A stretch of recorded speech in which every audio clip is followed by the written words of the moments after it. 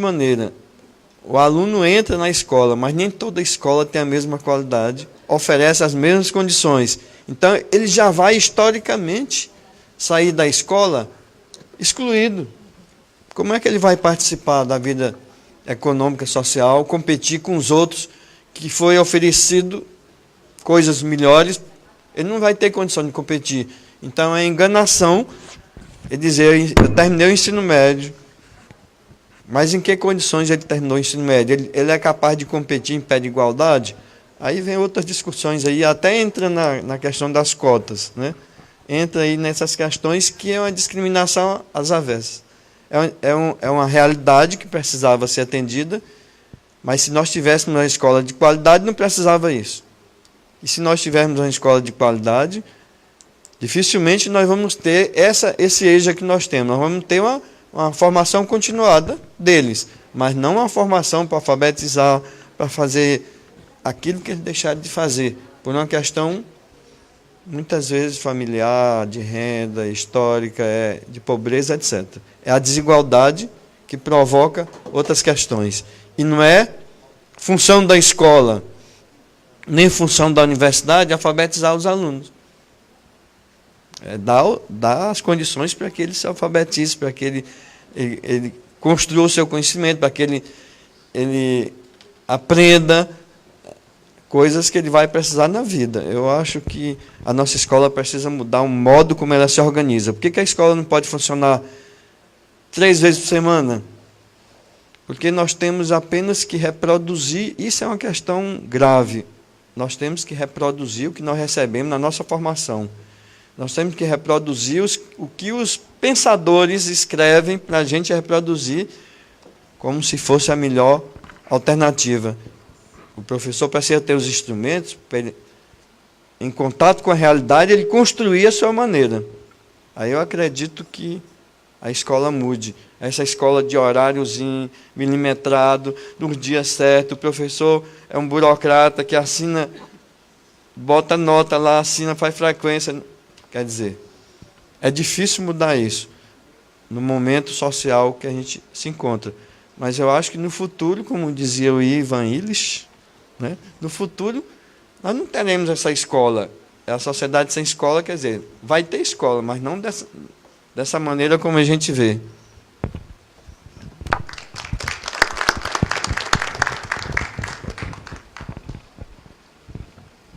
Obrigada ao doutor José de Ribamar Torres. Jornada Pedagógica Internacional da Rede Municipal de Ensino de Caxias, Maranhão, Brasil, sendo transmitida em tempo real pelo Facebook e pelo YouTube para todo o mundo. A Jornada Pedagógica Internacional da Rede Municipal de Caxias está sendo transmitida também aos polos da Rede Municipal Leôncio Araújo, José Castro, Paulo Marinho, Senhora de Nazaré, Lourdes Feitosa, Antônio Baima, Arlindo Fernandes e Marinalva Soares, em tempo real. A todos os participantes, a todas as pessoas que estão participando, que estão assistindo pelo Facebook, pelo YouTube, e para quem deseja posteriormente rever todas as palestras, já estão disponíveis na SEMEC Caxias, no Facebook SEMEC Caxias e no YouTube Jornada Pedagógica. Temos uma pergunta, mais uma pergunta chegando, vem da escola Leôncio Alves. É a pergunta feita pela cuidadora Ana. Ana pergunta à doutora Luzia Mara Rodrigues: Você acha possível o uso da metodologia ativa na educação básica? Por que eu vim aqui dizer? Qual é o nome da pessoa que perguntou? Ana. Oi, Ana. Se eu acho possível a metodologia ativa na educação básica, eu não acho só possível, como eu acho prescindível, como eu acho imprescindível, né? Porque a metodologia ativa o quê? Os métodos ativos, eles têm uma configuração contrária aos métodos expositivos. No método expositivo é o que está acontecendo aqui. Eu estou falando, você está ouvindo, e o grupo que está aqui conosco está ouvindo. E a aprendizagem se passa por transmissão, em que eu tenho a pessoa que fala e eu tenho os outros que recebem, tenho receptores. A aprendizagem ativa é o contrário. O professor não está no centro da aprendizagem. Quem está no centro da aprendizagem é o aluno. O professor funciona como mediador.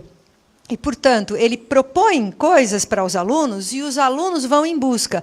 Ou pode ser um debate, pode ser uma pesquisa, pode ser uma discussão em grupo, pode ser um pad paper, como é que chama pad paper aqui?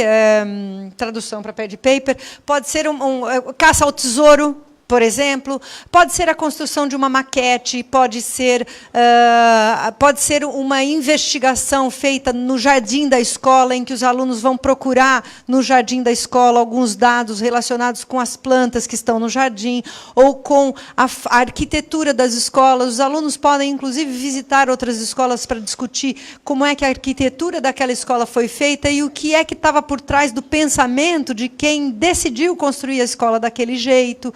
Ou as cidades, como elas são feitas. Os métodos ativos, na verdade, eles trabalham em equipe, eles seguem a sequência lógica da construção da inteligência. Todos os autores que estudaram a inteligência, e eu vou aqui puxar para cá Piaget, né, eles dizem que a aprendizagem ele vai do concreto para o abstrato. Ele vai do lúdico para o lógico. Ele vai do ato para o pensamento. Aqui não só Piaget, estou chamando outros autores. Vai do ato para o pensamento. E o método ativo, ele segue essa sequência também. Eu primeiro faço e mexo nas coisas, e tento, e procuro, para depois o professor entrar com o conteúdo e dizer, olha, isso que vocês foram buscar tem relação com isso, com aquilo, está ligado com aquela outra coisa. Vocês perceberam que aconteceu tal coisa? Por que será que isso aconteceu? Ah, pode ser por isso? Mas também pode ser por aquilo. E o debate, e a conversa, e a reflexão acontece depois, não antes da busca do concreto, do lúdico. Depois, o método ativo, ele trabalha muito em equipe, trabalha em grupo. E vocês viram na conferência do professor Davi, se não viram, voltem, põem para voltar o vídeo e vejam. Vocês viram na conferência do professor Davi aquela pirâmide da aprendizagem em que fala o quanto eu retenho aquilo que eu aprendi. Nós vimos que aquilo que faz com que o aluno aprenda melhor e retenha mais aquilo que ele aprendeu é ensinando os colegas. Quando eu trabalho com o método ativo, eu estou trabalhando com colegas, eu coloco grupos para trabalharem em conjunto. Necessariamente, um aluno vai ensinar o outro alguma coisa. Eles vão aprender em conjunto. E aí, o que é que acontece? Eu tenho os alunos ensinando os colegas, ele aprende mais. E eu tenho outra coisa, os alunos que têm mais dificuldades, quando eles são submetidos a métodos ativos, os outros colegas funcionam como coprofessores daquele aluno que tem dificuldade. No método expositivo, eu tenho só uma chance. Só eu, que sou professor, tenho a chance de ensinar aquele aluno. Acabou, não tenho mais chance. No método ativo, eu tenho várias chances, que é, ele tem esse colega, o outro colega, e ainda o professor, para lhe ensinar as coisas que ele não consegue aprender. Então, o método ativo ele acaba por multiplicar a capacidade ou a possibilidade que os alunos têm de aprender. Ok?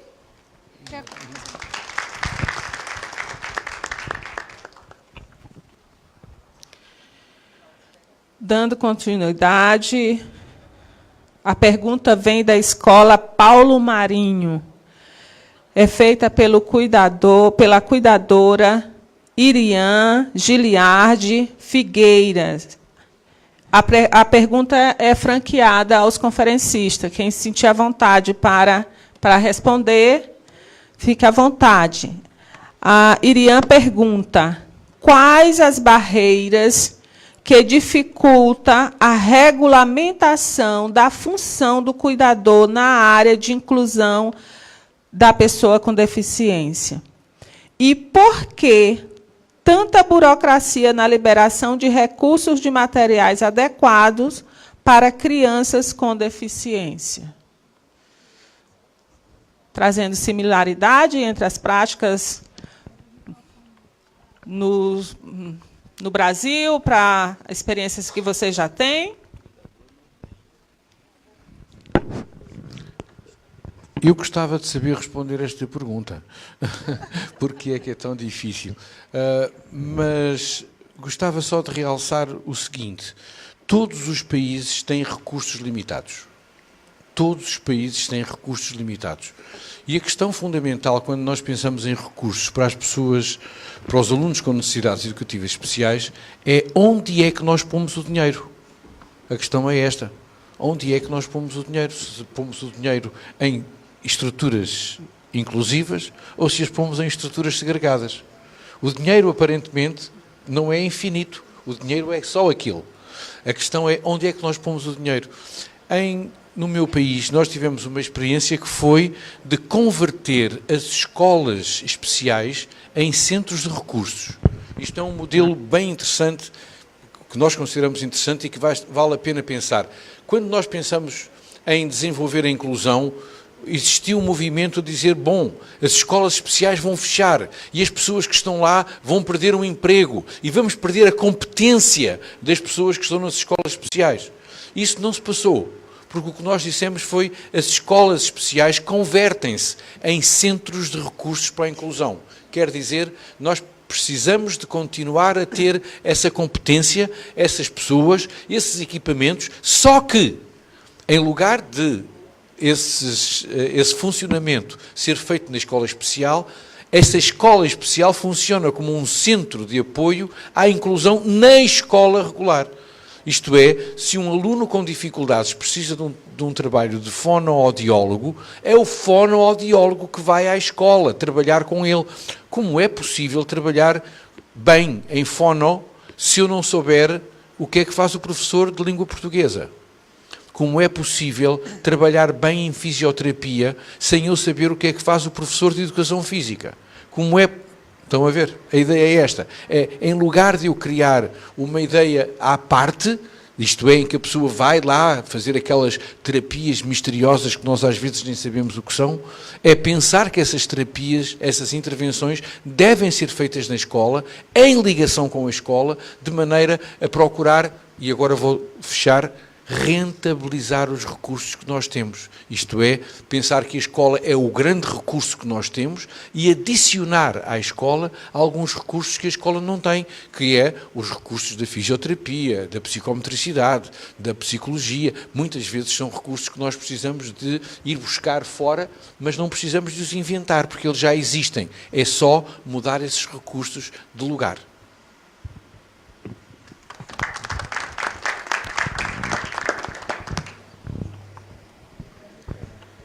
A plenária pode também fazer uso da palavra. Caso queira fazer a pergunta, pode fazer por escrito ou pode fazer uso do microfone.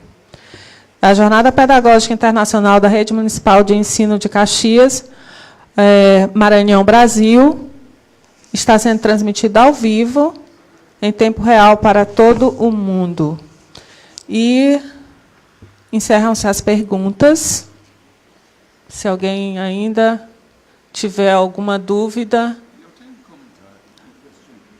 Sim, um comentário. Como o professor Ibanez sabe, em 94, eu fui convidado do Juda como coordenador de uma reforma do currículo para Piauí. E eu tinha uma equipe muito boa para desenvolver o currículo na área de educação especial. E um dos componentes era a inclusão. Quando a gente entregamos nossa proposta ao diretor do Departamento de Educação Especial, a resposta dela foi: nós não é ainda pronto. Não ainda na hora aqui para implementar essa componente dessa currícula reformada para a educação. O que ela quer dizer? E uma pergunta, eles não é... Bom, pode ser fundas. Pode. É outra coisa. A gente foi rejeitada, não foi aceitada. Foi uma bela currícula. Talvez o professor Ibermann pode responder isso. Deixa-me responder. Okay. Não é bem uma resposta, que eu não estive cá em 94, mas é muito difícil encontrar quando é o tempo da inovação, não é? É muito difícil. Nunca é o tempo da inovação. Neste momento é o tempo sempre é o tempo de andar com calma, é o tempo de um passo depois do outro, é um tempo de esperar, é um tempo disto. E nós nunca avançamos para reformas na inclusão, porque achamos sempre que é melhor esperar. Calma, os pais e os professores, ninguém está preparado para a inclusão. Ninguém está preparado para a inovação e para isso. E, portanto, eu acho que é importante haver passos corajosos para isto. Isto é, em que nós não esperemos, isto é, se nós esperássemos que tudo estivesse preparado para a inovação, nós nunca faríamos a inovação, porque a inovação tem mesmo a ver com andar no desconhecido. Se tudo estivesse preparado para a inovação, já não era inovação, era o que havia.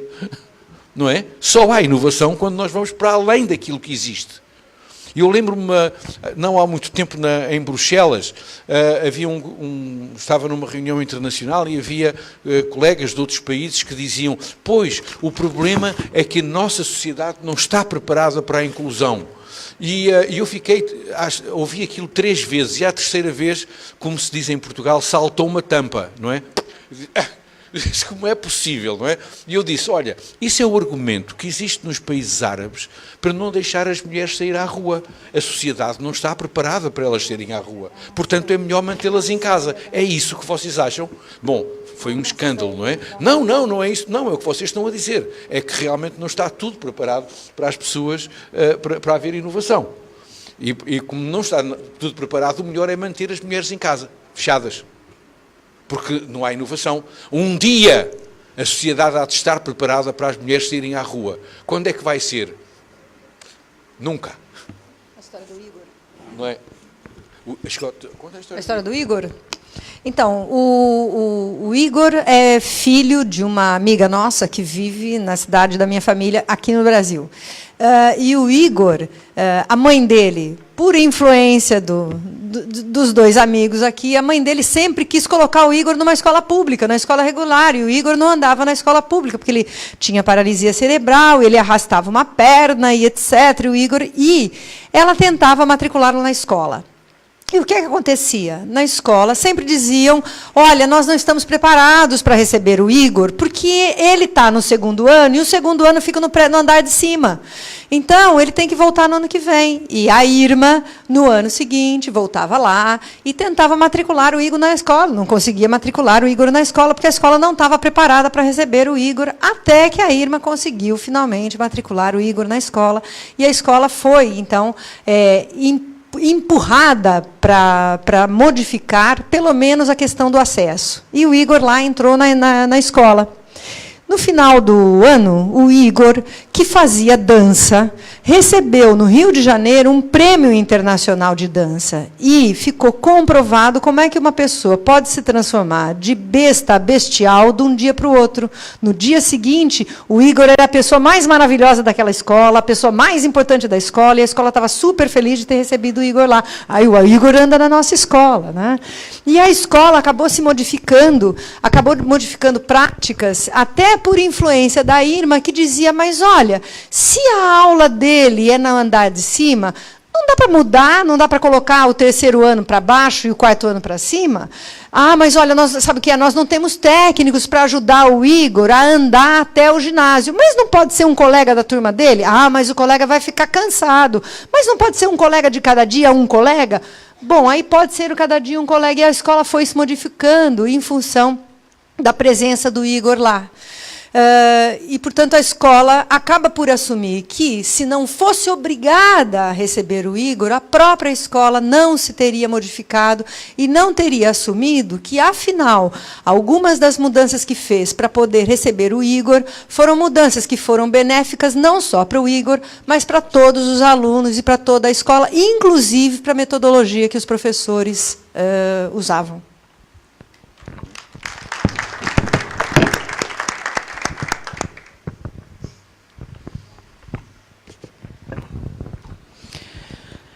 Então, queremos agradecer aos polos, funcionamento, aos professores, aos técnicos, aos cuidadores, a todos que estiveram presentes, assistindo em tempo real, nos polos da jornada pedagógica, polos municipais, Leôncio Araújo, José Castro, Paulo Marinho, Senhora de Nazaré, Lourdes Feitosa, Colégio Municipal Antônio Baima, Arlindo Fernandes e a Unidade Municipal Marinalva Soares. Queremos agradecer a presença de vocês todos, né, que estiveram na plenária, que estiveram trocando, compartilhando, aos conferencistas, doutora Luzia Lima Rodrigues, doutora em Educação, pós-doutorado em Terapias Expressivas e Educação Inclusiva, Lisboa, Portugal, ao doutor Davi Rodrigues, PhD, com a tese sobre criança com paralisia cerebral, Lisboa, Portugal, ao doutor Alfred, PhD em Educação, Universidade de Harvard, PhD em Ciências Pedagógicas de Bruxelas, Bélgica, ao doutor José Ribamar Torres, doutor em Educação pela USP, mestre em Educação pela PUC São Paulo, com estágio de formação na França. Quero passar a palavra agora para a ilustríssima senhora secretária de Educação, Ana Célia Damasceno.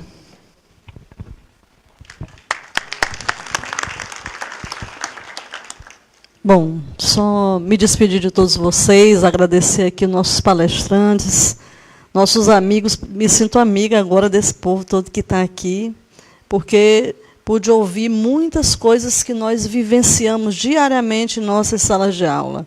Quantos de nós viveu isso, viu, doutor Alfred? Essa coisa de pensar, eu sou igual a todo mundo, mas eu posso ser gente, né? Eu ouvi isso de um aluno meu da EJA, que dizia assim, professora, toda vez que eu venho para a aula, eu penso que eu posso ser gente agora. Quer dizer, até então ele não era gente. Pensamento do estudante da EJA, que é deixado de lado por uma série de motivações, ou porque ele mesmo desiste, é que ele não faz parte desse infinito, né, desse mundo inteiro de pessoas que têm direitos. Às vezes ele se esquece, inclusive, naquele mundinho, achando que ele não tem mais o que fazer. E isso tudo me chamava a atenção nesses alunos. Eu fiz minha pesquisa em EJA, né, me preocupei muito por causa disso, quando me aproximei muito desses jovens e adultos e idosos.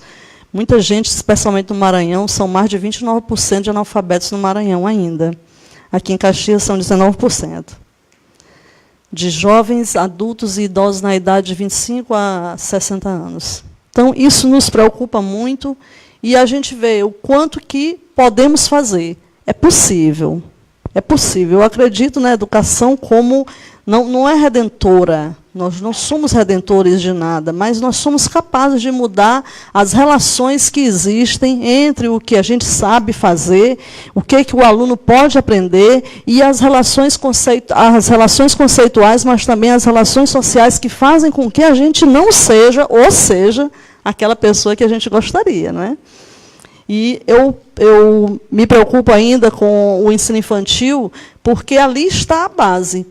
Ali é a base para que os nossos alunos não sejam, como o professor Ribamar colocou, talvez a futura clientela da EJA, né? A futura clientela. Então, isso me preocupa muito. Por isso, a educação infantil, sempre para mim, é um motivo muito forte do nosso trabalho, a nossa preocupação com essas crianças que precisam ter o melhor da educação para que ele não se sinta tolhido, nem de alguma forma,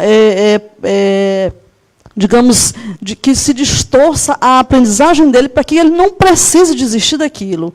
E o que mais sempre me chamou a atenção na educação de jovens e adultos, por causa da minha pesquisa, é o fato deles voltarem todo ano, né? Eles desistem, mas eles retornam, se matriculam, às vezes, na mesma escola. E eu me apaixonava por isso, mais ainda, né? Então, é sinal de que a educação, para ele, ainda é o caminho. Ainda ele sente que ele pode vencer através da educação, e apesar, muitas vezes, de professores que talvez não tenham todas as possibilidades que gostariam de ter para trabalhar com o adulto e o idoso, e com as pessoas diferentes. Porque aí entra toda uma situação de inclusão social que a gente vê que não é fácil para ninguém. Essa escola inclusiva, ela já foi muito mais segregadora do que inclusiva. A gente sabe disso. A gente sente isso muito na escola, quando você vê um aluno com uma mínima dificuldade e que a gente já começa a emperrar todo um processo, porque eu não consegui ultrapassar esse limite entre mim e ele. Então, é preciso essas mudanças acontecerem, como os senhores mesmos disseram, de dentro para fora. Eu preciso aceitar que nem todas as pessoas são como eu, que nem todas as pessoas têm as mesmas possibilidades que eu tive, graças a Deus, e eu nem tive, né? Nem tive essas possibilidades todas, né? Porque também nasci numa família bem difícil, com muita dificuldade financeira, mas, mesmo assim, a gente venceu. Porque a gente acreditou que a única forma de vencer na vida era essa. E meus pais me diziam, com todas as dificuldades que eles tinham, eles diziam assim, só existe uma forma de vencer na vida, é você estudar, porque você nasceu pobre, então estude, minha filha. Se você quer ter alguma coisa, estude. E a gente seguiu o caminho. Então, quem está nos assistindo agora, ainda nos polos, eu convido cada um de vocês, professores, agentes sociais, porque todos nós somos educadores sociais, independente de qual profissão exercemos. E nós que somos professores, nós somos professores onde estivermos, né? Até lá na praia, até lá no bar, onde estiver, os alunos olham e dizem, professora. Então, a gente precisa tratar isso, tratar essa educação como algo tão importante, ou talvez a coisa mais importante que a gente tem nas mãos, porque nós somos capazes de educar, de ensinar aquilo que sabemos. Então, que essa responsabilidade ela seja nossa. Não vamos deixar que ninguém tome de conta disso, não. Né? É nosso. Eu tenho direitos de ensinar, assim como meu aluno tem direito de aprender. Então, eu preciso me apropriar dessa situação e fazer com que isso mude a partir de mim. Né? Não sei o que vai dar nas outras salas, não sei, porque às vezes a gente inclui numa e nas outras não consegue, né, professor? Mas importa a mim fazer o que é melhor, aquilo que eu acredito que seja o melhor para os meus alunos. Bom, eu gostaria de agradecer a turma aqui que está, os intérpretes de Libras, né, que estão ali atrás e se revezaram durante toda a palestra. Muito, muito obrigado, nossos parabéns, nossos agradecimentos. Agradecer também aos nossos palestrantes, aqui a professora doutora Luzia, professor doutor Davi, professor Alfred, professor José de Ribamar. Agradecer também os nossos colaboradores da SEMECT, que estão aqui conosco desde o início, e lá também nos polos, sei que todos vocês estão aí ainda, ouvindo e fechando esse primeiro dia de jornada. Essa jornada não termina aqui. Os professores já deixaram bem claro aqui para a gente. A jornada da nossa vida de educação, ela começa todos os dias, quando a gente levanta e pega os livros e a nossa mochila, bota nas costas e corre para a escola. Né? Essa é a jornada pedagógica que não vai acabar enquanto eu acreditar que é possível ensinar alguma coisa. Então, muito obrigada a todos vocês, a equipe que estava conosco. Dirijo meus agradecimentos ao nosso vereador, professora Marlete.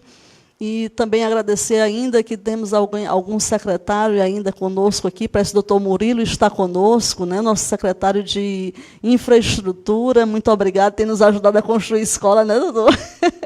Muito obrigado. Agradecer aqui o sargento Mesquita, que hoje nos dá muita força em relação aos nossos vigilantes, e a gente pretende mudar algumas regras. Professor Ribamar, se o senhor souber o tanto que a gente tem vontade de mudar algumas regras, é muito forte aqui dentro, né? Mas tem coisas que a gente não pode ir mudando imediato, porque a mudança ela traz um certo medo, um certo temor por algumas pessoas. E, muitas vezes, esse temor leva a uma sensação de que talvez não esteja a coisa mais certa. Né? Muito embora as pessoas não concordem com o que está acontecendo.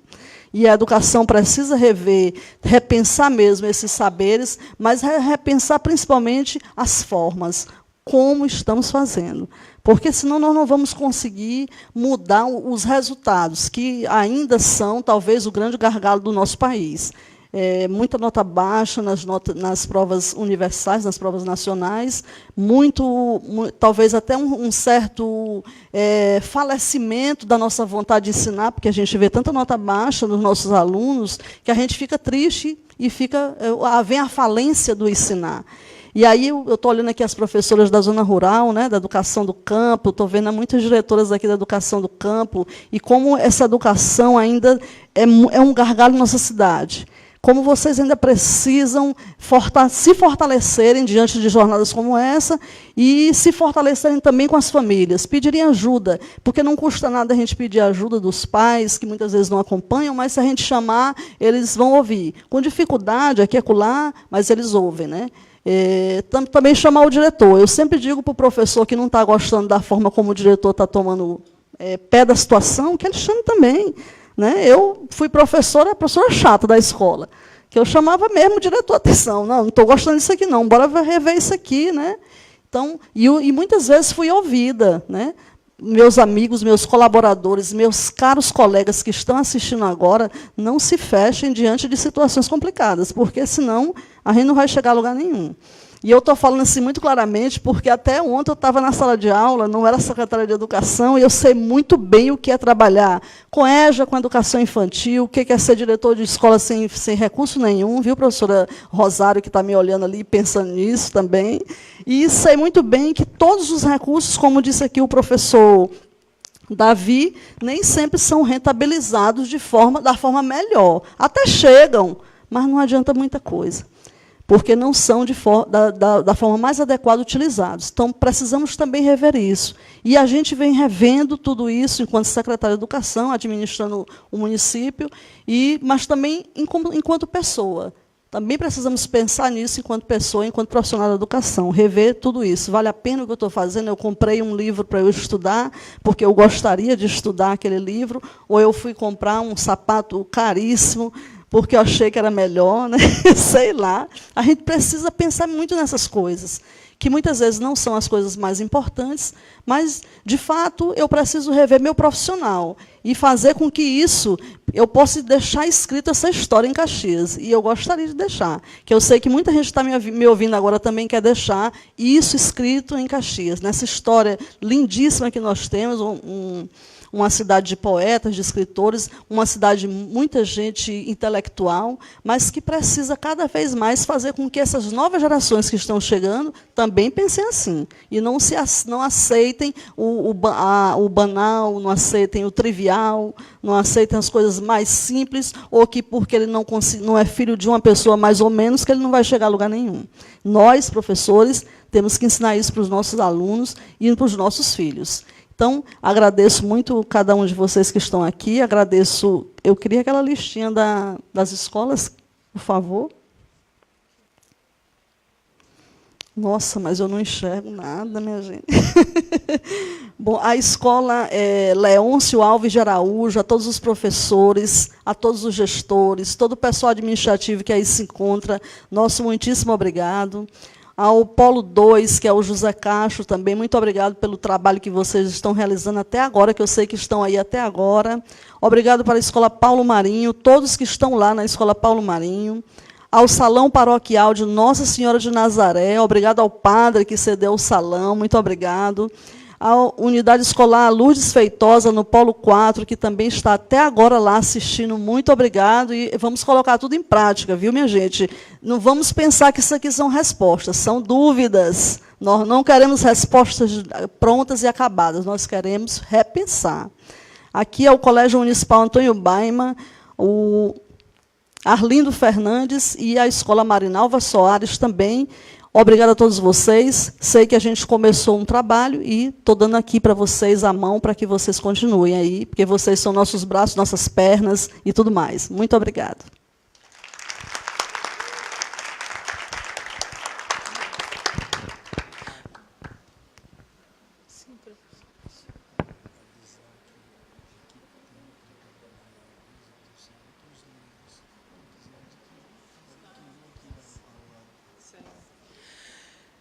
Então, chegamos ao final do nosso primeiro dia da Jornada Pedagógica Internacional da Rede Municipal de Caxias, Maranhão, Brasil. numa iniciativa e realização da Prefeitura Municipal de Caxias, da Secretaria Municipal de Educação, Ciência e Tecnologia, do planejamento e de metas do Plano Municipal de Educação, em parceria com a Fundação Roosevelt Bastos. Nós temos um aviso, os livros... eu passo a palavra para vocês, então, vocês podem até falar um pouquinho.